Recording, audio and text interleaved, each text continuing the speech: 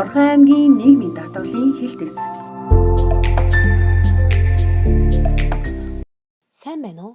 Орхон аймгийн нийгмийн даатгалын хэлтсээс нийгмийн даатгалын шимтгэл төлөлтийн тодорхойлолт хэрхэн авах талаар заавар видеог хүргэж байна.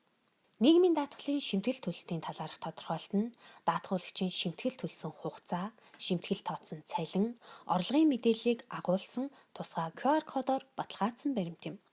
Та гар утсандаа e-Mongolia аппликейшнийг татаж авах ба бүртгэлгүй бол бүртгэл үүсгэн, бүртгэлтэй бол өөрийн регистрийн дугаар, нууц кодыг хийж нэвтрэх ба 13 тэгтэг 92 дугаар руу өөрийн бүртгэлтэй утаснаас доорх кодыг хийж нэвтрэх боломжтой.